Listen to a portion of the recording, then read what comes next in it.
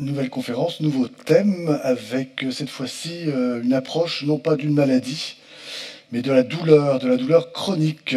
Docteur Caroline Mandet, vous êtes praticienne hospitalière au centre antidouleur au CHU de Grenoble, et docteur Valentin Parent, vous êtes praticien également au CHU de Grenoble. Merci d'être avec nous ce matin. C'est vrai que c'est une approche qui, un peu comme le thème précédent, est assez récente. Alors peut-être que vous pouvez déjà nous définir ce qu'on entend par douleur chronique. Je me lève, hein, je suis comme mon confrère. Bonjour à tous, je suis ravie d'être là, je suis ravie de me retrouver dans un théâtre et vous allez voir pourquoi. Donc le contexte et la genèse du projet, il y a 4 ans, en 2008, Douleurs sans frontières avait organisé la tournée dans les théâtres d'une pièce de théâtre, Aïe j'ai mal, à laquelle j'avais été invitée en tant qu'hypnothérapeute. Et puis il y a eu énormément de questions à la fin de la pièce, et puis à la fin de la pièce, je suis allée rencontrer Séverine Meunier, qui est avec nous ici, qui est chargée des relations sociales chez la AG2R La Mondiale. Et toutes les deux, on s'est dit, mais comment on pourrait faire, qu'est-ce qu'on pourrait faire pour permettre aux patients d'avoir accès à toutes ces thérapies complémentaires. Et puis après, c'est des histoires de rencontres. On s'est rencontrés avec Valentin Parent, avec le docteur Bosson, et on est parti vers ce grand projet qu'on va vous exposer aujourd'hui. Donc la douleur, qu'est-ce que c'est en fait? Mon confrère en a bien parlé tout à l'heure. La douleur, c'est une émotion. C'est une expérience sensorielle et émotionnelle, normalement désagréable, liée à une lésion tissulaire réelle ou potentielle ou évoquée en termes d'une telle lésion. C'est-à-dire qu'on n'a pas besoin de prouver que vous avez mal.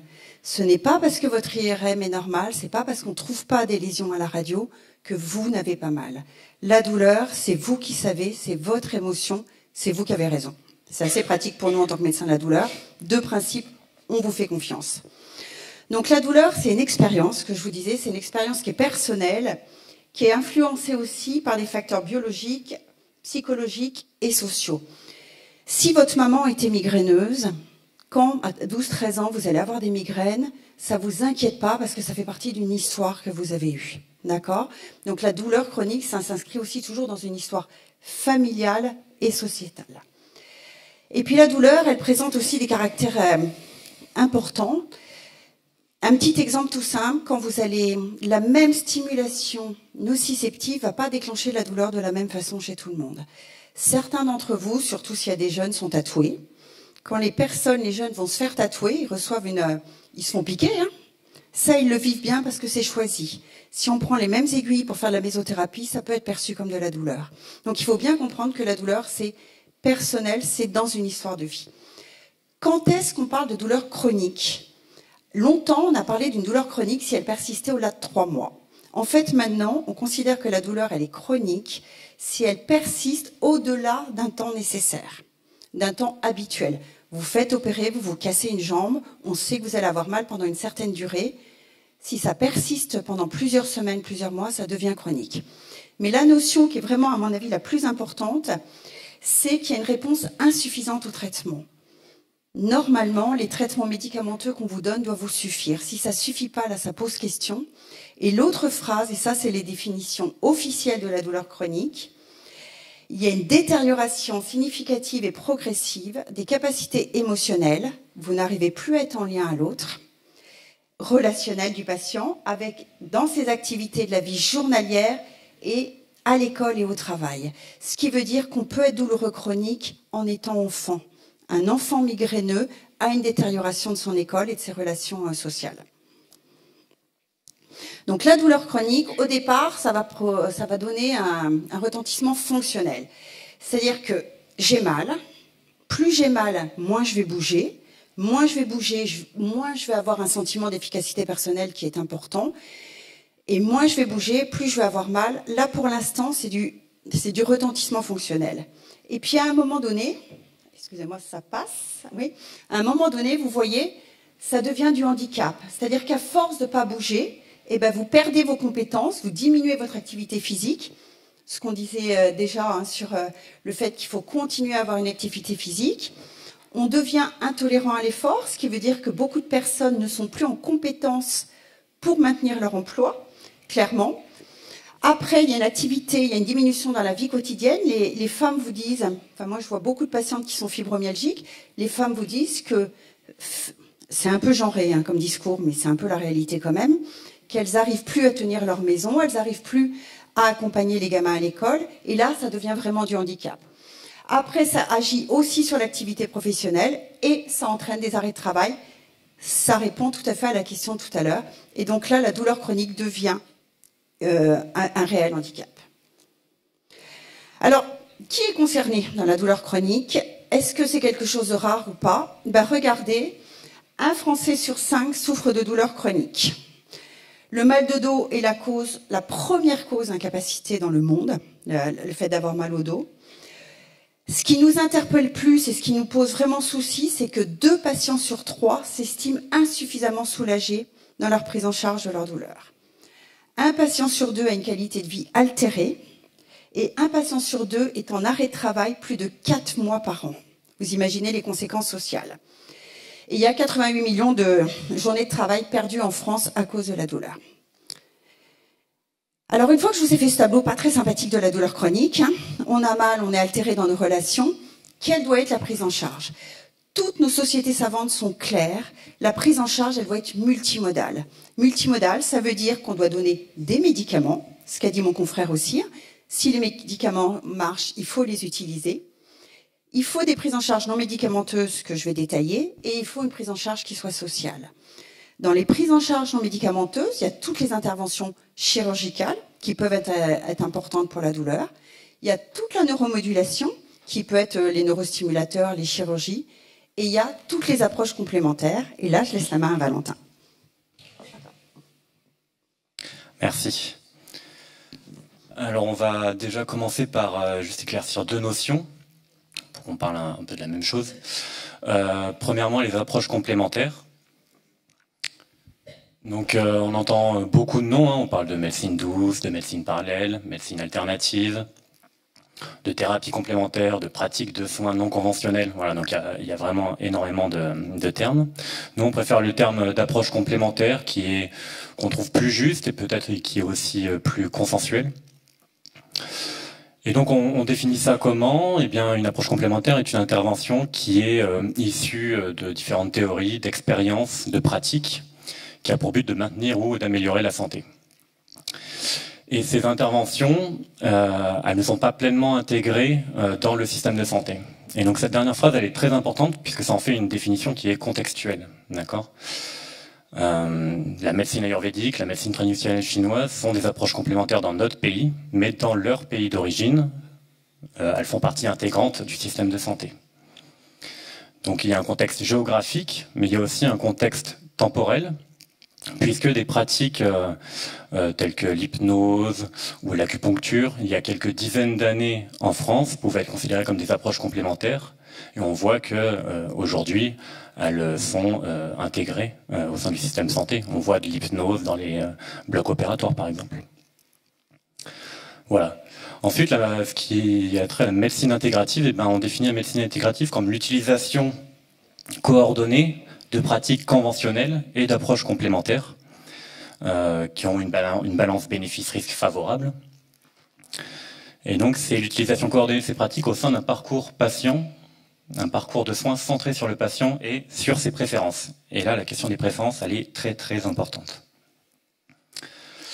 Alors, il faut savoir que plus d'un Français sur 3 a recours à ces pratiques, et c'est jusqu'à un patient douloureux chronique sur 2.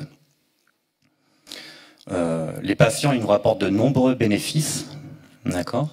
Nous, on a des preuves d'efficacité, des preuves scientifiques qui sont variables selon les pratiques.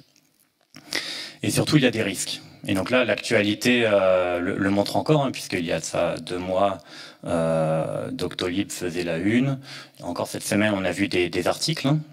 Donc il y a des risques de sortie du parcours de soins, il y a des risques de charlatanisme, il y a des risques de dérive sectaire, etc. Donc nous, la démarche qu'on a entreprise il y a ça quelques années et qui va continuer, elle tient en 4 points. Le premier, c'est d'intégrer ces approches dans le parcours de soins des patients. Et pourquoi les intégrer? Pour sécuriser l'accès en fait, à ces pratiques, diminuer les risques, pour les évaluer la balance bénéfice-risque, et puis pour les développer si cette balance bénéfice-risque s'avère favorable. Donc on a commencé ces projets-là en 2018 à peu près. Et donc on a déjà pu faire aboutir 2 projets, ou presque aboutir 2 projets en tout cas. Ces 2 premiers projets avaient trait à l'information. Il s'agissait de créer de l'information de qualité et puis de la diffuser. D'accord ? Donc comment on crée de l'information de qualité ? Eh bien on fait de la recherche scientifique. Donc on a monté une étude clinique dont le but était d'évaluer l'efficacité d'une proposition d'approche complémentaire choisie parmi 5, intégrée dans le parcours de soins des patients douloureux chroniques. Donc c'est plutôt une belle étude puisque 155 patients ont été inclus à ce jour. Le suivi n'est pas tout à fait terminé. Le début de l'étude, c'était en décembre 2019 et on pense publier les résultats, publier l'article fin 2023. Donc on voit bien que l'étude a eu lieu en même temps que la crise Covid. Donc ça, c'était pas anodin. Ça a nécessité quelques ajustements, mais on a pu avancer malgré tout. Donc cette étude elle a lieu sur 2 centres, à Grenoble et à Lyon. À Grenoble, donc, a lieu l'intervention sur les 3 premiers mois. C'est un cycle d'intervention de 2 mois, mais je vais y venir. Et puis, de 3 à 6 mois, on laisse le patient en autonomie. Donc l'intervention, justement, il s'agit d'une prise en charge donc, courante, qui est accompagnée d'une proposition d'approche complémentaire choisie parmi 5.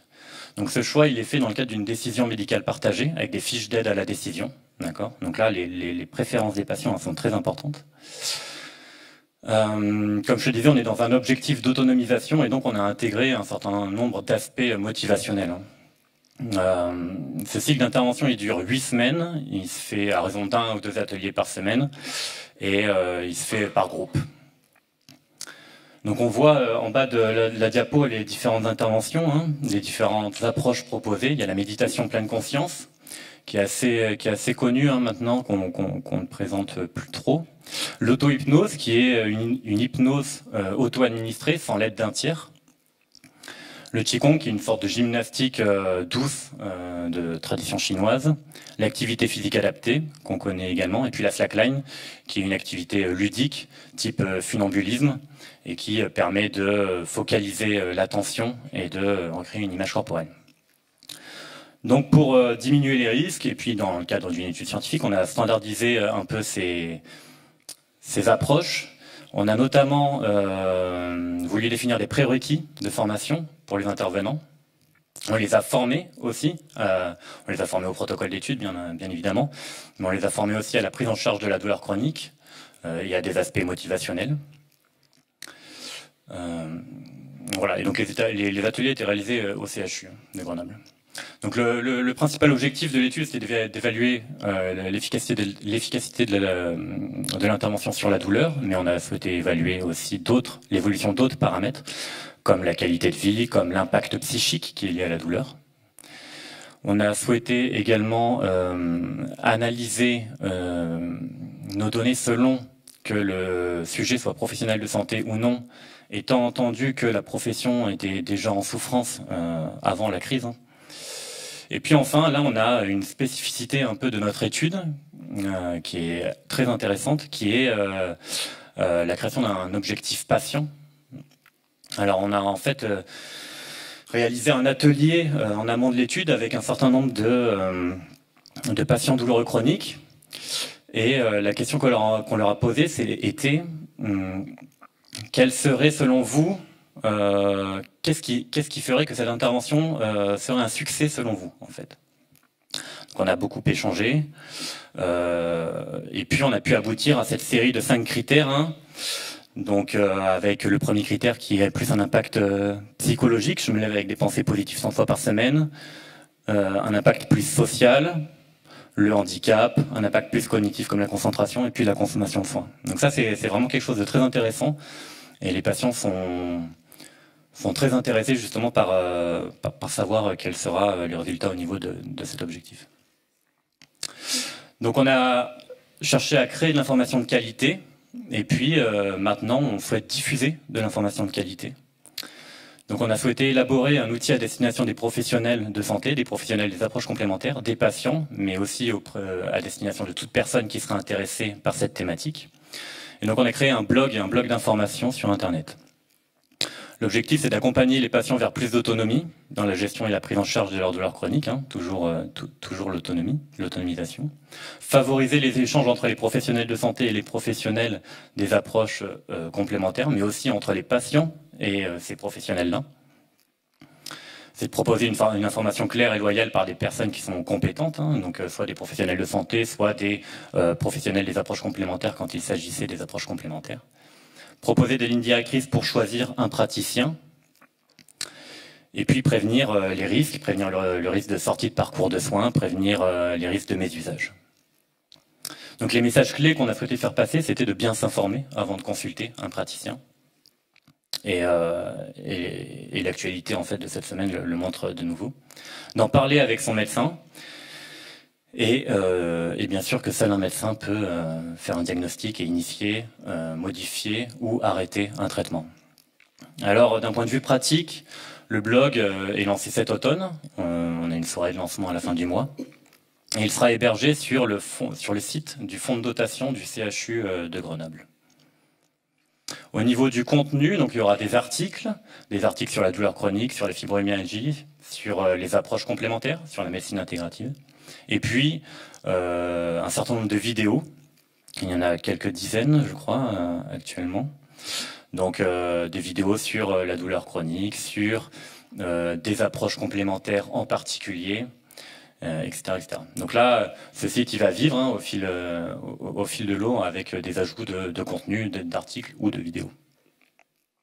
Donc peut-être qu'on peut montrer la vidéo, s'il vous plaît.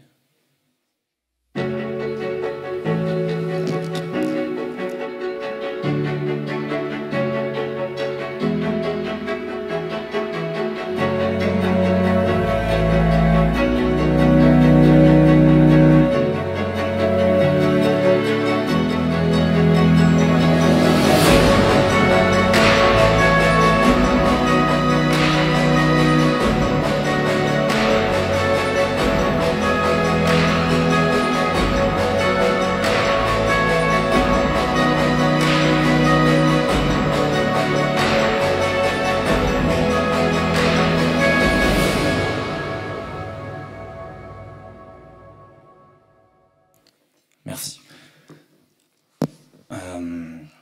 Voilà, donc ça, c'est ces deux projets, c'est ce qu'on a pu réaliser jusqu'à maintenant. Donc on en est assez fiers, je vous avoue. Et puis là, voilà ce qui est prévu pour les années à venir. C'est la création d'une nouvelle offre de soins. Donc on a créé, on a diffusé de l'information. Voilà, maintenant il s'agit d'agir auprès des patients de façon plus concrète.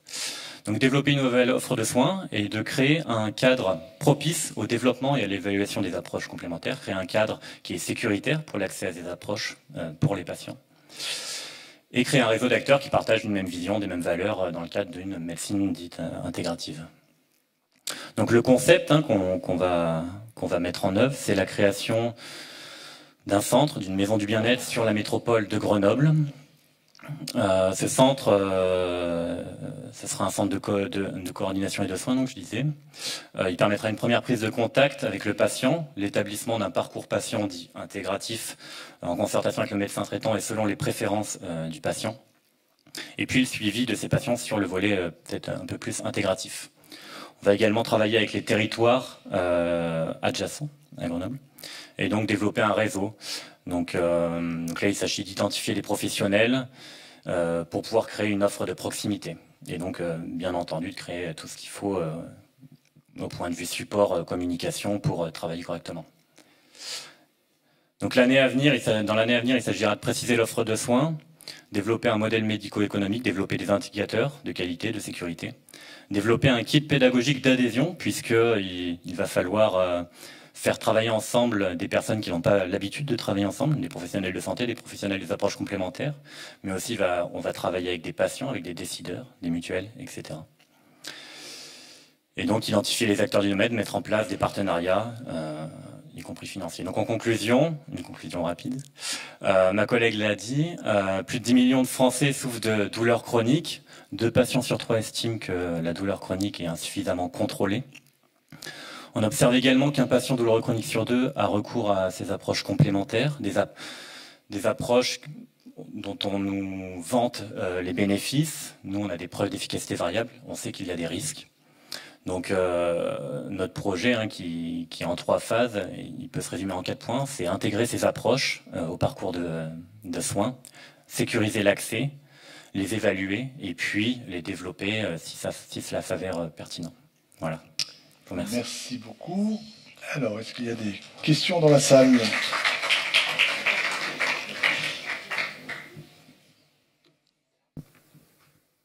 Oui, c'est bon, voilà.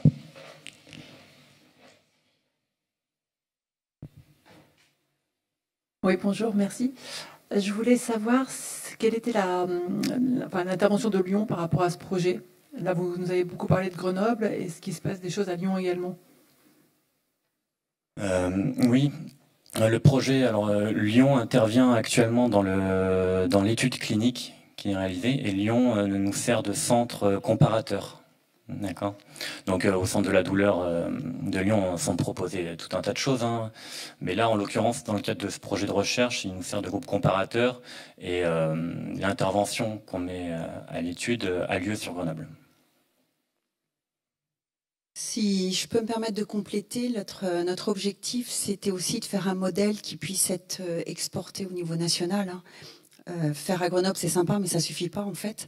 On voulait un modèle qui soit reproductible et on a aussi pour nous, il y a un enjeu qui est majeur, que le modèle soit reproductif dans certains territoires qui sont moins favorisés que les grandes métropoles en fait. Qu'on puisse aller dans des territoires plus ruraux aussi. Oui, alors justement, vous parliez de... Moi, je rebondissais sur la question de la dame, puisque c'est à peu près pareil. Le centre antidouleur, vous parlez de celui de la Croix-Rousse ou celui de l'hôpital Saint-Joseph-Saint-Luc? Encore un autre. Ah bon? Parce que alors, moi, j'ai été diagnostiquée fibromyalgique en 2013, donc à l'hôpital Saint-Luc, Saint-Joseph, où j'ai donc participé pendant 1 an, donc tous les mercredis, c'était. Et après, ça s'est un petit peu arrêté. Et puis là, actuellement, donc, moi, j'ai eu une recrudescence et je me trouve très isolée, en fait, parce que mon médecin de la douleur est parti en retraite et n'a pas été remplacé. Et effectivement, mon médecin traitant est très gentil, mais il voudrait bien des pistes, voilà. Eh bien, il pourra peut-être aussi se renseigner sur le blog du coup qu'on va diffuser cet automne. Ça sera aussi une ressource pour lui, vous pourrez lui communiquer. Et puis il y a une autre chose aussi, les patients qui sont dans les centres de la douleur, c'est les patients les plus sévères, ce qu'on appelle nous une prise en charge qui est tertiaire. Nous, on pense que si on arrive à développer notre modèle de santé intégrative plus proche du médecin traitant, peut-être que grâce à ça, les patients n'arriveront pas au centre de la douleur. C'est-à-dire qu'ils auront une prise en charge plus globale, plus tôt dans leur parcours. Merci. Bonjour, j'ai une petite fille qui souffre de douleurs chroniques depuis 2 ans. Elle a 17 ans maintenant. Elle est en Isère, donc elle dépend du CHU de Grenoble. Avant toute chose, et il me semble qu'il y a un problème de diagnostic, là vous avez parlé de fibromyalgie. Dans le cas de ma petite fille, on a parlé de SED, on a parlé de SAMA, on a parlé de fatigue chronique. Les seuls qui soient sûrs de leur diagnostic, c'est le service qui s'occupe de fibromyalgie.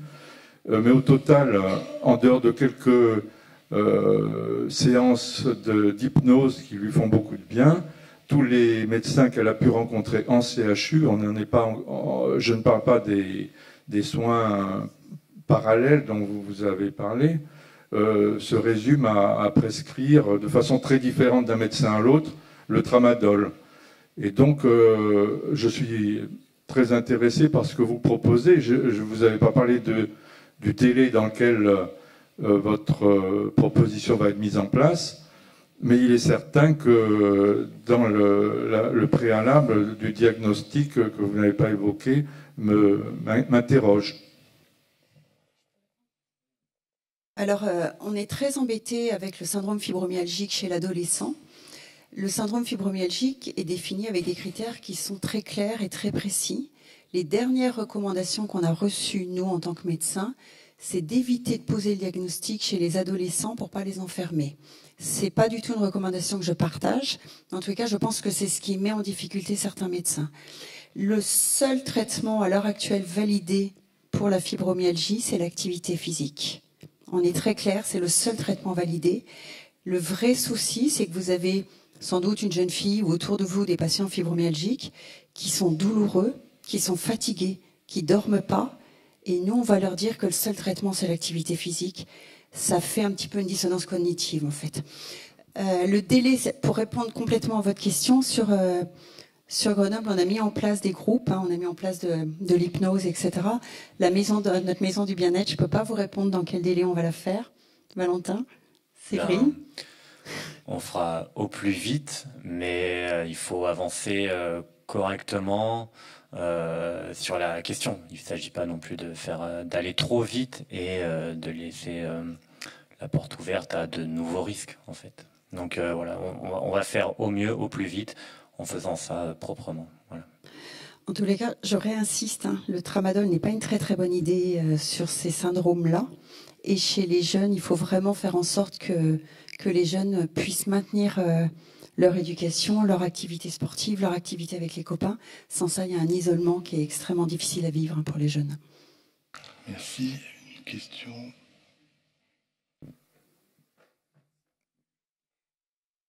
Bonjour. Est-ce qu'on pourra bientôt vous suivre sur Internet et le fait d'être inscrit à ces conférences nous donnera les liens pour suivre vos aboutissements sur Internet? Alors, le blog d'information dont j'ai pu parler, effectivement, donc comme je le disais, il sera hébergé sur le site du fonds de dotation du centre hospitalier universitaire Grenoble-Alpes. Après, peut-être que monsieur, vous pouvez peut-être plus répondre en ce qui est, peut-être qu'il serait possible de mettre un lien, je sais pas. Ça, c'est peut-être plus. Alors, j'ai pas de réponse précise là comme ça, mais c'est une bonne suggestion en tout cas. Donc, effectivement, on essaiera de pouvoir mettre les liens qui étaient diffusés pendant la journée sur notre site web. Très bonne idée. Vous verrez, on est très fiers de ce qu'on a fait, il faut le dire. Mais les vidéos sont, je trouve, très belles. Elles ont été très très bien faites. Et ça sera quand même une des premières fois où dans le même blog, vous pourrez voir une des personnes qu'on a vues dans la vidéo, qui est le professeur Mousseau, qui était responsable de la cancéro. Et puis dans la vidéo d'après, vous aurez une personne qui sera réflexologue. Enfin, vraiment, on a mis sur le même blog des personnes d'approches différentes. Et ça, je crois que c'est vraiment une grande richesse en tous les cas. Dernière question. Je voulais la poser celle-ci parce qu'il y a un médicament miracle dont vous ne nous avez pas parlé, qui arrive sur le marché. Exact, j'ai entendu. Le CBD. On me le propose même à Nature et Découverte. Alors, à Nature et Découverte, c'est pas un médicament, c'est que du CBD. Il y a une très belle expérimentation en France dont je fais partie à Grenoble. C'est le registre national de l'utilisation du cannabis à visée thérapeutique. C'est pas tout à fait la même chose qu'on trouve dans les coffee shops ou ailleurs. À l'heure actuelle, il y a 5 indications en France où on peut utiliser le cannabis. Je vous rappelle que le cannabis, c'est dans des proportions différentes une association de CBD, mais il y a aussi du THC. Et nous, en douleur chronique, on a une seule indication qui est la douleur neuropathique réfractaire. Donc les autres douleurs, pour l'instant, on ne peut pas le prescrire.